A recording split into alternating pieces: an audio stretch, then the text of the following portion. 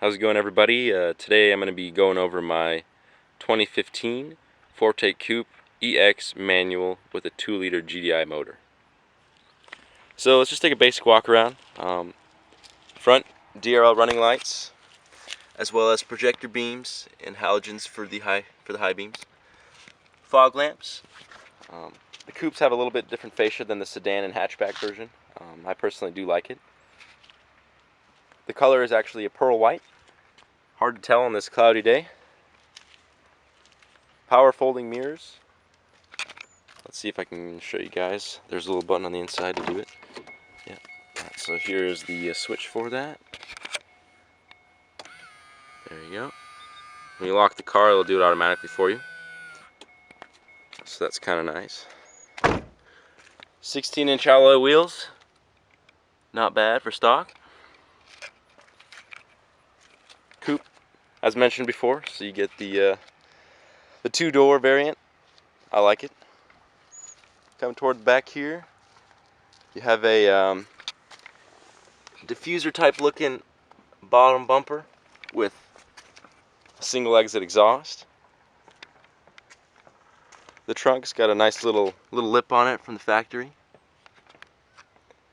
Shark fin antenna.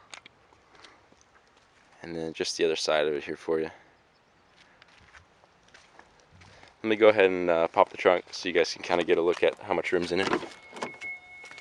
Alright. Excuse the stuff that's in there, but this will just kind of give you an idea. 60/40 folding rear seats. Just by these levers right here. And you're good. Also came with a cargo net, which is nice. Let's go ahead and close that. It's got a nice solid thunk when you close it. Not many people care about that, but I guess I do. Now, moving over here to the door. Auto up and down windows. Power locks, power mirrors, and then folding mirrors as well. Stepping inside it, you can see it's got 3 pedals, as it is a 6-speed. The shifter's very nice. Get it up close if the camera will focus here for you. It's got a bit of a glare, but you can see that. The throws are pretty nice. I do like it. Handbrake, and here you have a little cubby below the radio panel. Put your phone and pen and all sorts of stuff, a little charger and whatnot. I like that. So let's go ahead and start it up. Give you guys a little demonstration of the cluster here in the middle. So clutch in to start it. Fires right up. As you can see here, you have your tachometer, you have your coolant temp, central LCD display. You can cycle through the modes. Typically I leave it on there when I'm driving, as it does give you your range and average MPG at the moment. Speedometer and your fuel gauge. Not bad. Moving over here, you get your radio, your clock, and temperature gauge right up there for the outside ambient temp. You get 2 cup holders in the center here, 1 in each door, and you do in fact get a few cup holders in the back seats as well. Pretty roomy in the back. Does come down with a with an armrest. That's a little sunshade there, so that's nice if you got passengers; they can get comfy in there. And the radio does sound nice. It's a 6-speaker audio system with 2 tweeters on the dash. I believe these are 6.5s up here, and those are probably 4.5s in the back, if I'm not mistaken. The radio does sound nice. I like it.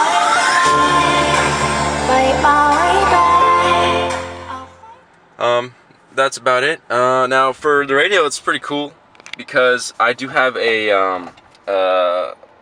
thumb drive in there right now that's playing music through the USB, and if you want, the radio actually has about 1 gig of memory inside it built in, and all you have to do is press I think setup, no, it was menu, right, it was menu, and then go to copy, and it'll actually copy that song into the radio, so you never really have to worry if you forget your iPod or any of those things, because it'll have it built into the car. It takes about like 15 seconds to download a song, and it's a handy little feature, so that's not bad. This car did in fact come with the auto dimming mirror with HomeLink program. I'm not sure if that'll focus. No biggie. But yeah, and it does have a glasses holder right here, which put the garage door opener before I programmed the home link. You get lights and whatnot. You can program the door off, on. You do get a vanity mirror with a light, which is pretty cool. So that's not bad. The speaker for Bluetooth. This radio is in fact equipped with Bluetooth, which you control through the steering wheel settings. By the way, the steering wheel is leather wrapped. Very nice. I like it. Fits well in your hand. Let's see if this camera focus. There we go. So you do get, man, let me just put it in manual. Sorry about that. So you do get your modes to cycle through the radio, your volume, next song or radio station, whichever you want. Phone call, if someone's incoming calling you. You can have phone controls like text this person and whatnot. Very handy. Here is your menu select for the central display. So if you hit this button, it'll just cycle through it for service and settings. The settings will allow you to adjust, like if the door locks with one click of the remote or more and whatnot like that. And these are just to cycle through it. Here you have your adaptive steering control. So you have sport, comfort, and normal. Typically leave it in sport. It firms up the steering a little bit, and it just feels nice. Comfort is really good if you're trying to parallel park or any 3-point turns, because the steering wheel will just turn with the slightest of effort, and it's very nice. And then cruise control does come standard on these, even with the manual, so you never have to worry about that. Aside from that, I mean, that's pretty much it. You know, you get your center console here, very nice. Oh yeah, one more thing is the glove box is actually cooled. There's a little switch here that allows you to open the airflow, and it'll send AC into your glove box. So you can throw a couple water bottles in there, whatnot, and it will cool them for you, or heat, whatever is running through the system. So you can keep like a warm water bottle if you're going out to the snow or whatnot. It's pretty cool. You get your brightness control here, for your illumination on the dash. That'll just pop up and it'll beep if it's at full. And then traction control if you're trying to go race mode and whatnot. It's pretty funny. Yeah. Like I said, the throws are nice. Reverse lockout is right here, so you push it over and all the way. And very nice. Let's go for a little drive and just talk about how it rides.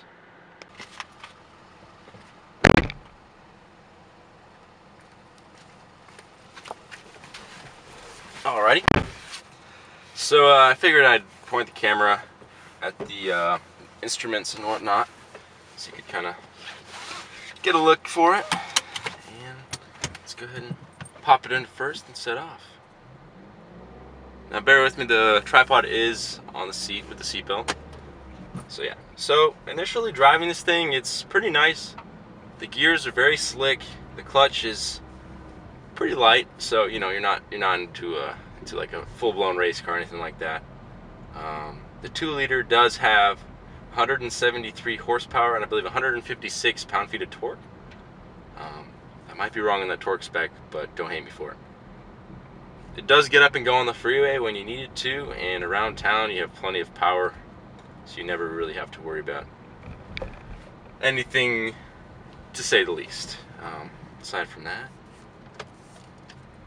the turn signals are also programmable through the settings in the information cluster. You can set the turn signal, so when you click it halfway, you can set if you want to do it for 3 turns of the lamp, like 5 or 7 I believe is the highest. I have it set to 5, so you just like change lanes, you drop it down 1, it'll do it for you, and then it'll let go. So that's pretty nice. I do like that. Now, like I said, driving it's very quiet in here, kind of refined. The leather wrapped wheel just brings it all together, and it's a very good car for the money.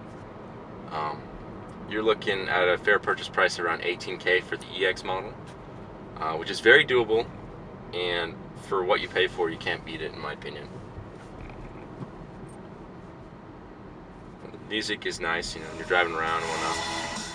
It's pretty good. Now, in traffic, with the manual, it's not as bad as some would say. You know, some would say, hey, you know, go get the automatic, they're faster or whatnot, but you know, they're really not. You can't beat a manual. It's just so direct, and it makes it more of a driver's car, and if anything, and yeah, it just makes it a lot more fun to cruise around town and whatnot. I love it. You know, I wouldn't trade it for anything. Yeah. So if you guys have any questions or comments, feel free to leave them down below, and I will definitely get back to you on that. And for now, I'm just gonna continue driving on. Thank you. Take it easy.